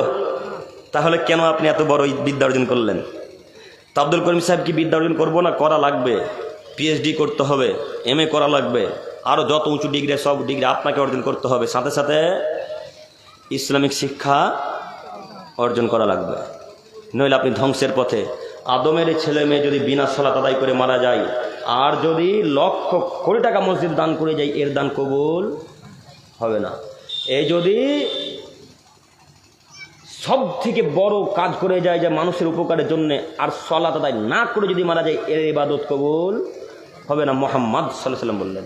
অতএব যুবক ভাই, আমি আপনার দিনী ভাই হিসেবে আপনাকে আমি অনুরোধ জানাচ্ছি, আজকের পর থেকে আর এই যাবতীয় কাজে লিপ্ত হব না ইনশাল্লাহ। তো বেদাত কোনটা চিনতে পারলেন? বোঝা গেছে না? আরও অনেক আছে। ঘর উদ্বোধন করতে হুজুর লাগে, এটা বেদাত, তাই না? দোকান উদ্বোধন করতে হুজুর লাগে, এটা হলো বেদাত। ওই গাড়ি কিনেছে যখন ফাতেহা করা লাগবে, এটা হলো বেদাত। ফাতেহা বুঝলেন না ভাই? বুঝে ফাতেহা, ফাতেহা করা বেদাত, কথা বুঝে আসেনি? আরও অনেক আছে। আমি বেদাতের আলোচনা দিকে আর যেতে চাইছি না, সময় যেহেতু লং হয়ে গেল, সময় বেশি নেই। আমি যুব সমাজ ধ্বংসের কারণ বলতে এসেছি। দেখেন, এর পরের কয়েকটি কারণ বলে আপনাকে আমি সামনের দিকে গিয়ে যেতে চাইছি। তার আরও একটি বড় কারণ হচ্ছে খারাপ মানুষের সঙ্গ ত্যাগ করতে হবে। যুবক ভাই, খারাপ মানুষের সঙ্গ ত্যাগ করতে হবে, যারা মূর্খ মানুষ তাদের সাথে আপনি চলতে পারবেন না, কথা আল্লাহ বলছেন। আব্দুল করিম সাহেব প্রমাণ আছে তো? জি, প্রমাণ আছে বলে তো জটিল কঠিনভাবে বলা। মহান আল্লাহ তাআলা বলেন খুদিল আফওয়া মুহাম্মদ সাল্লাল্লাহু আলাইহি সাল্লাম, আপনি মানুষকে ক্ষমা করেন, ওয়ামুর বিল মারুফ, আপনি সৎ কাজের আদেশ করেন, অনহা আনিল মুনকার, মন্দ কাজে বাধা প্রদান করেন, ওয়ারিদ আনিল জাহিলিন, এবং মূর্খ লোকদের কাছ থেকে দূরে থাকেন। বাণীকার আল্লাহ, আল্লাহ মুহাম্মদ সাল্লাল্লাহু আলাইহি সাল্লামকে বলছেন, মুহাম্মদ সাল্লাল্লাহু আলাইহি সাল্লাম আপনি মানুষকে ক্ষমা করে দেন। 2, সৎ কাজের আদেশ করেন, সৎ কাজের আদেশ করেন। 3, অসৎ কাজে বাধা প্রদান করেন। 4, ওয়ারিদ আনিল জাহিলিন, মূর্খদের থেকে দূরে থাকেন। একথা আল্লাহ বলছেন। এখন যদি আমি এই আরবিটাকে বাংলা করি তো আমি অপরাধ করেছি না আল্লাহ অপরাধ করেছে? শেখ কোরআনটা দেন তো একটু, দেন দেন, খোলা লাগবে না, খোলা লাগবে না, খোলা লাগবে না। এইটা কোরআন মাজিদ দেখতে পাচ্ছেন না? এটা কোরআন মাজিদ। তো এই কোরআন মাজিদে বাংলাতে শব্দগুলো আছে না আরবিতে? আরবিতে। তো এই আরবি বাক্যটাকে যদি আমি এখন বাংলা ট্রান্সলেট অনুবাদ করি তো আমি অপরাধ করলাম না আল্লাহ অপরাধ করেছে? আমি করলাম? আল্লাহ করেছে। আল্লাহ করেছে। কেন বলেন তো? এটা এখন কোরআন বাদ দিয়ে মনে করেন একটা সুরমনির গ্রামের একটা ছেলে ছড়া লিখেছে, সুরমনি এলাকার কোন একটা ছেলে ইংলিশে ছড়া লিখেছে, ইংলিশে একটা ছড়া লিখেছে। তো ইংলিশের ছড়াটাতে এমন একটা বাক্য আছে যে সুরমুনি গ্রামের লোক বদমাইশ, সুরমুনি গ্রামের লোক হারামি, এইভাবে একটা ছড়ার একটা বাক্য লাইন আছে। তো এই ইংরেজি বাক্যটাকে যদি আমি বাংলা করে সুরমুনির লোককে শোনাই তো ওই বাক্যটা বলাতে আমি দোষী না যে লোকটা ছড়াটা লিখেছে সে দোষী? হ্যাঁ, যে লিখেছে। তো আল্লাহ আরবিতে বলেছেন, আমি বাংলাতে বলছি গো। তো এখন যদি আমি বলি যে মূর্খ লোকরা তাদের সাথে চলবেন না, তো এখন আপনি আমাকে মারবেন, গাল দিবেন না আল্লাহর সাথে কথা বলবেন? আল্লাহকে বলেন, আমাকে কেন বলছেন আপনি? আমি আপনাকে বলেছি মূর্খ সাথে চলতে পারবেন না, আমি বলেছি না আল্লাহ? আল্লাহ আমি নিজের পক্ষ থেকে একটা বাক্য বলে জাহান্নাম কিনতে এসেছি, আমি জান্নাত কিনতে এসেছি। মুহাম্মদ সাল্লাল্লাহু আলাইহি ওয়াসাল্লাম বলেন, মান কাযাবা আলাইয়া মুতাম্মিদান ফালিয়াতাবাওয়া মাকাদাহু মিনান নার। এ আদমের ছেলে মেয়েরা, ও বক্তাগণেরা, তোমরা হাজার কোটি কথা আমার ব্যাপারে বলো, লক্ষ কোটি কথা বলো, আরে বানি ইসরায়েলের ঘটনাও বলো, এতে দোষের কিছু নেই। আরে বানি ইসরায়েলের ঘটনা বলো, ইতিহাস বলো, দোষের কোনো কিছু নেই। তবে সেই ইতিহাস, এই ঘটনা যেন সত্য হয়। আমার ব্যাপারে কথা বলো, সে কথা যেন সত্য হয়। যদি কথা সত্য না হয় তাহলে তোমার থাকার জায়গা জাহান্নাম। আমি আপনাকে বলতে এসেছি আমি জাহান্নাম কিনতে আসিনি, আমি জান্নাত কিনতে এসেছি। আমি একটা বাক্য নিজের পক্ষ থেকে বলে জাহান্নাম কিনতে আসেন, জান্নাত কিনতে এসেছে। বিশ্বাস করুন, আল্লাহ বলছেন যারা অশিক্ষিত মূর্খ বেহায়া মানুষ তাদের সাথে আপনারা চলাচল করতে পাবেন না। আব্দুল করিম সাহেব মূর্খ কে? যে সালাত আদায় করে না সে। আব্দুল করিম সাহেব মূর্খ কে? যে দাড়ি চাচেছে। আব্দুল করিম সাহেব মূর্খ কে? যে প্যান্ট টাকুনিতে পড়েছে। আব্দুল করিম সাহেব মূর্খ কে? যে বিড়ি খাইছে। আব্দুল করিম সাহেব মূর্খ কে? যে গুল মাজেছে। আব্দুল করিম সাহেব মূর্খ কে? যে গুটকা খাইছে। গুটকা চিনতে পারলেন? আব্দুল করিম সাহেব মূর্খ কে? যে সিগারেট পান করেছে। আব্দুল করিম সাহেব মূর্খ কে? যে মাকে গালি দেয়, পিতাকে গালি দেয়, ভাই বোনকে গালি দেয়ছে। আব্দুল করিম সাহেব মূর্খ কে? যারা রাসূলের পদ্ধতি ত্যাগ করেছে। আব্দুল করিম সাহেব মূর্খ কারা? যারা বেদাত করে তারা। আরো অনেক কারণ আছে, 10টা পেশ করলাম। এতগুলা কাজ যদি এই কাজের একটা কাজ কোনো মানুষ করে, এর সাথে চলাচল করতে নিষেধ করলেন কে? আল্লাহ। এবার আপনাকে বলি যুবক ভাই, আপনার 5টা বন্ধুর মধ্যে একটা বন্ধু সালাত আদায় করেন, কেন আপনি তার সাথে চলাচল করছেন? কেন করছেন? আল্লাহ তাআলা বলছেন, ইন্নামা ওয়ালিয়ুকুমুল্লাহু রাসূলুহু, তোমাদের বন্ধু হচ্ছে আল্লাহ এবং তার রাসূল। তোমাদের বন্ধু হচ্ছে আল্লাহ এবং তার রাসূল। আল্লাযিনা আমানু, এবং তোমাদের বন্ধু হচ্ছে তারাই যারা ঈমান এনেছে। আল্লাযিনা ইউকিমুনাস সালাত, যারা সালাত আদায় করে তারা তোমাদের বন্ধু। ওয়া ইউতুনাজ যাকাত, যারা যাকাত প্রদান করে তারা তোমাদের বন্ধু। ওয়া হুম রাকিউন, যারা নম্র ভদ্র মানুষ তারা তোমাদের বন্ধু। কথা আল্লাহ বলছেন। আপনার বন্ধু মুহাম্মদ, আপনার বন্ধু আল্লাহ, আপনার বন্ধু যারা সালাত আদায় করে তারা, আপনার বন্ধু মুমিন মানুষ, আপনার বন্ধু যারা ভদ্র নম্র মানুষ তারা, যারা যাকাত প্রদান করে তারা আপনার বন্ধু। ইহা ব্যতীত কারোর সাথে আপনি বন্ধুত্ব রাখতে পারেন না। এবার আপনাকে বলি, আমার 5টা বন্ধু, 5টা বন্ধুর মধ্যে একটা বন্ধু নামাজ পড়ে না। তো আব্দুল করিম সাহেব আমার 5 বন্ধু নামাজ পড়ে না, তাতে কি আছে? আমি তো ঠিক আছি, আমি তো নামাজ পড়ি, তো আপনি কেন তাদের সাথে ঘুরতে নিষেধ করছেন? ও কেন করছি তুমি জানো? তোমাদের এই যে পুকুরটাতে কালকে একটা লোহা কিনে নিয়ে এসে ফেলে দাও, দেখো তো ডুবছে না ভাসছে? ডুবে যাবে না? তো ওই লোহাটাকে এখন কাঠের সাথে বেঁধে দেন, পেরেক মেরে দেন, তো ডুববে না ভাসবে? এখন ভাসবে। সঙ্গ দোষে লোহা ভাসে। তো আরও একটা উদাহরণ দিই, আপনাদের গাজল থানাতে বাজার আছে কোথাও জানি না, শুনেছি। তো ওই বাজারে আলু বিক্রি হয়, দেখবেন আলু দেখেননি? তো আলুর বস্তার মধ্যে কয়েকটা যদি পচা আলু থাকে, তো পচা আলুটাকে বাজারের মালিক বা দোকান মালিক পচা আলুটাকে বের করে ফেলার চেষ্টা করে, করে না?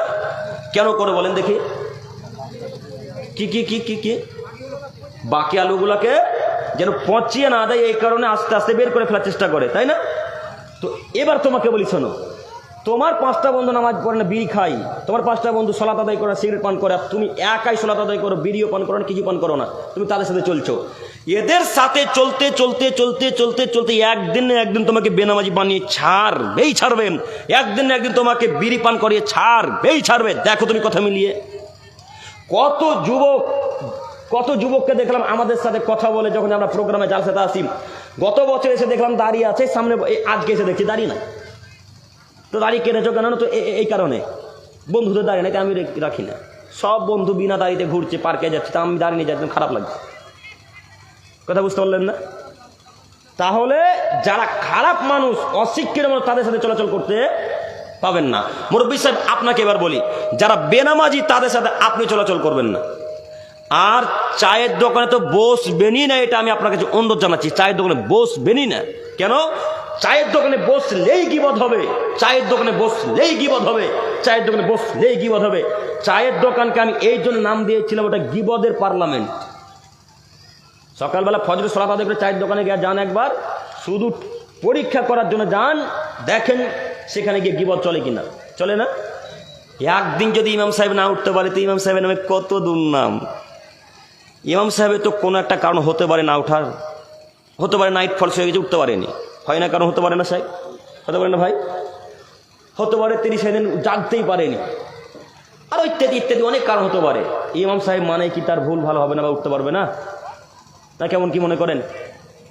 তারও ভুল হতে পারে বা উঠতে নাও পারে। তো একদিন উঠতে পারে, তো চায়ের দোকানে ফজর সালাত আদায় করে এসে বলছেন, হ্যাঁ সুরমুনির ইমাম সাহেব একদম ভালো লয় রে, একদিনও ফজরের নামাজ পড়ায় না, অথচ পড়ায়নি কয়দিন? একদিন। তো এমনভাবে তার দুর্নাম চললো চায়ের দোকানে, মনে হচ্ছে যেন কোনোদিনই নামাজ পড়ে না, যত নামাজ ওই আর বেটাই পড়ে। খোঁজ খবর নিয়ে দেখা যাচ্ছে যে লোকটা দুর্নাম পড়াচর্চা করছে, ওর 3টা বোল্ডার ছেলে আছে। বোল্ডার ছেলে মানে বুঝলেন? জওয়ান বড় 20 বছর, 22 বছর, 24 বছর, 27 বছরের ছেলে, 3টা জওয়ান ছেলে আছে। এক ওয়াক্ত সালাত আদায় করেন, এক ওয়াক্ত। ফজর তো বহু দূরের কথা, জোহর নাই, আসর নাই, মাগরিব নাই, ইশা নাই, ফজর তো বহু দূরের কথা। ওই ছেলেগুলো সালাত আদায় করে না। তো ওর বাপকে বলছি, ও মুরব্বী সাহেব, ইমাম সাহেব যে একদিন উঠতে পারেনি, তো আল্লাহ কি আপনাকে একবার বলবে যে তোমাদের সুরমুনির ইমাম সাহেব নামাজ পড়তে ওঠেনি, তো তুমি কেন কি করছিলে? এই কথা কি আল্লাহ বলবে? আল্লাহ এই কথা বলবে না। কিন্তু আল্লাহ আপনাকে এটা বলবে, ও মুরব্বী সাহেব, আপনার 3টা বোল্ডার ছেলে ছিল, এক ওয়াক্ত সালাত আদায় করেন, আপনি কি করছিলেন? তখন আপনি বলবেন, আল্লাহ জানতাম না যে সালাত আদায় ছেলেদেরকেও করা লাগে। তখন আল্লাহ আপনাকে বলবেন, কাযাবতা, তুমি মিথ্যা কথা বলছো, কাযাবতা, তুমি মিথ্যা কথা বলছো। কেন? সেই দিন তোমাদের এলাকাতে আব্দুল করিম ইনামুল ইসলাম বক্তব্যের মাঝে বলেনি যে বাপ যেমন সালাত আদায় করবে, ছেলেও সালাত আদায় করবে। 20 বছর ছেলে যেমন সালাত আদায় করবে, আর 10, 12 বছর, 13 বছরের ছেলেও সালাত আদায় করবে। 20 বছর ছেলে যেমন সালাত আদায় করবে, 15 বছরের ছেলে তেমন সালাত আদায় করবে। এ কথা বলেনি। তখন আপনি আল্লাহকে বলবেন, আল্লাহ নাম, হ্যাঁ আল্লাহ, হ্যাঁ বলেছিল, কিন্তু আমরা আব্দুল করিমের কথাকে অহংকার করে এড়িয়ে চলেছিলাম, আমরা আপনার কথাকে মানিনি, আমরা আব্দুল করিমের কথাকে বিশ্বাস করিনি, তাই আমার ছেলেকে সালাত আদায় করতে বলিনি। এইবার আপনি বলেন, আপনার ছেলে সালাত আদায় করে না, আপনি চায়ের দোকানে একবারে বললেন না যে কই আমার ছেলে সালাত আদায় করে না, ছেলেটা ভালো নয়, আমার ছেলে বল, আমার ছেলে সালাত আদায় করে না। একদিন ছেলের নামে দুর্নাম করেছেন? একদিনও দুর্নাম তো করেননি। একদিনও ছেলের দরজাতে কড়া নাড়িয়ে বলেননি, বেটা উঠো, ফজর ওয়াক্ত হয়ে গেছে, এখন উঠা লাগবে, একদিন বলেছেন? বলেননি। এই জন্য আমি বলি, 20 বছর 22 বছর 24 বছর ছেলে সালাত আদায় করেন, এর বাপ বেঁচে আছে সুরমনিতে, এই কথা আমি বিশ্বাস করি না। এর বাপ বেঁচে আছে সুরমনিতে আমরা মানি না। 20-22 বছর 14-15 বছর ছেলে সালাত আদায় করে, এর বাপ মানুষ, এটা আমরা মনে করি না। বাপ কা পুরুষ, এর বাপ কা পুরুষ, এর বাপ কা পুরুষ, এর বাপ কা পুরুষ। দেখি কোন মায়ের বেটা বলে আমি পুরুষ। আমার ছেলে 17 বছরের ছেলে সালাত আদায় করেন, আমি পুরুষ। একজন হাত তুলে বলেন। কি মনে করেন আপনি ইমামের নামে এত দুর্নাম, আপনার ছেলের নামে দুর্নাম নেই মানে? তবে একটা কথা মনে রাখবেন, ইমাম সাহেবের নামে যত দুর্নাম হয়ে যায় তত দুর্নামে নেকি কিয়ামতের মাঠে দিয়ে দেওয়া লাগবে। আমি আপনাকে অনুরোধ জানাচ্ছি, বলতে চাচ্ছিলাম যারা সালাত আদায় করেন তাদের সাথে চলাচল করতে পারবেন না। আর একটা আয়াত মহান আল্লাহ তাআলা বলেন, ইয়া আইয়ুহাল্লাযীনা আমানু, হে ঈমানদারগণ, লা তাত্তাখিযুল ইয়াহুদা ওয়ান নাসারা আউলিয়া, তোমরা ইহুদি এবং খ্রিস্টানদেরকে বন্ধুরূপে গ্রহণ করো না। আল্লাহ তাআলা বলেন, পৃথিবীর মানুষ, তোমরা যারা ঈমান এনেছো তোমাদেরকে বলছি, তোমরা শোনো, তোমরা ইহুদি খ্রিস্টানদেরকে বন্ধুরূপে গ্রহণ করো না। বাদুহুম আউলিয়াউ বাদ, তারা একে অপরের বন্ধু। ইহুদির বন্ধু খ্রিস্টান, খ্রিস্টানের বন্ধু ইহুদি, ইহুদির বন্ধু খ্রিস্টান, খ্রিস্টানের বন্ধু ইহুদি, এরা একে অপরের বন্ধু। আপনাকে পেপার পত্রিকায় দেখাতে চাচ্ছে শুধু তাদের সাথে শত্রুতা রেখেছি, কিন্তু ভিতর তাদের সম্পর্ক ঠিকই আছে। কথা আল্লাহ বলছেন। আপনি পেপার পত্রিকা দেখতে পাচ্ছেন অমুক দেশ অমুক দেশকে গালি দিচ্ছে, অমুক দেশ অমুক দেশে বম ফেলছে, দেখেন এদের কারোর শত্রুতা নেই, সব তলতল সম্পর্ক রেখেছে। কথা আল্লাহ বলছেন। আল্লাহ বলছেন ইহুদির বন্ধু খ্রিস্টান, খ্রিস্টানের বন্ধু ইহুদি, এরা তোমাদের বন্ধু কখনো হতে পারে না। মুসলমানের বন্ধু কখনো খ্রিস্টান ইহুদি হতে পারে না। অতএব আপনাকে বলছি, আপনি ইহুদিদের সঙ্গ ত্যাগ করেন, খ্রিস্টানের সঙ্গ ত্যাগ করেন। আব্দুল করিম সাহেব কেমন কথা এখানে বলছেন? আমরা কখন খ্রিস্টানকে সম্মান করলাম, কখন ইহুদিদেরকে সম্মান করলাম? কে বলেছে আপনি ইহুদিকে সম্মান করেননি? কে বলেছে আপনি খ্রিস্টানকে সম্মান করেননি? কে বলেছে আপনি ইহুদিদেরকে সাথ দেন না? তার জলজান্ত প্রমাণ আপনার ছেলে। দেখেন, আপনার ছেলে একটা ওই জার্সি কিনেছে, যে জার্সিতে মেসির ফটো আর মেসিকে ছাপা আছে, আর মেসির 10 নম্বর লেখা আছে। নাই? কথা ভুল হলো? বলেন তো দেখি, মেসি ইহুদি, খ্রিস্টান না মুসলমান? ইহুদি। আপনার ছেলের গেঞ্জি দেখেন, আপনার ছেলের গেঞ্জিতে নেইমারের ফটো আছে। বলেন আপনার ছেলে নেইমারকে যে ঘূর্ণি পকেটে করে ঘুরে নিয়ে বেড়াচ্ছে, বুকে নিয়ে ঘুরে বেড়াচ্ছে, বলেন নেইমার হিন্দু, মুসলিম না খ্রিস্টান? খ্রিস্টান।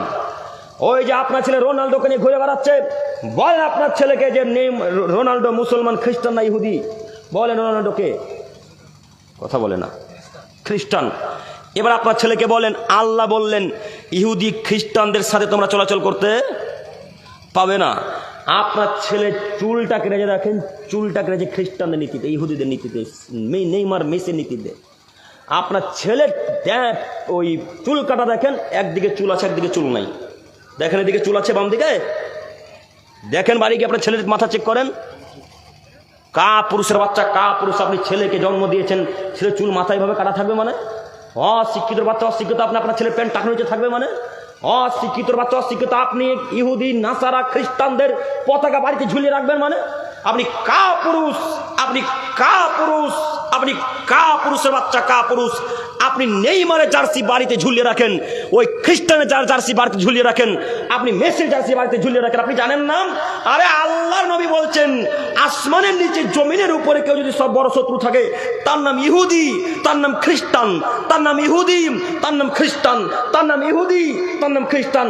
মুসলমানের বাচ্চা মুসলমানদের বন্ধু কখনো ইহুদি হতে পারে না, মুসলমানদের বন্ধু কখনো খ্রিস্টান হতে পারে না, মুসলমানদের বন্ধু কখনো হিন্দু হতে পারে না, মুসলমানদের বন্ধু কখনো সাঁওতাল হতে পারে না।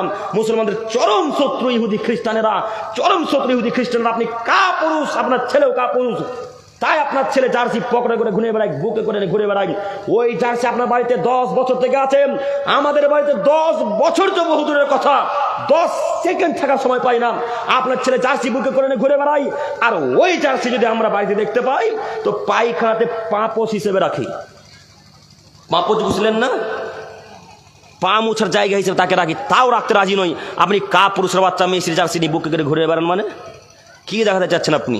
কি দেখাতে চাচ্ছেন আপনি? আপনার ছেলেকে দেখেন, ওরাও হাফ প্যান্ট পরে, আপনার ছেলেও হাফ প্যান্ট পরে। বলেন তো প্রয়োজন লজ্জাস্থান কোথা থেকে কোথা পর্যন্ত? নাভি থেকে হাঁটু নিচ পর্যন্ত আপনার ছেলেটা এখানে হাফ প্যান্ট পরেছে। আপনার ছেলেটা হিজড়া নাকি? হ্যাঁ, আপনার ছেলে কি খ্রিস্টান?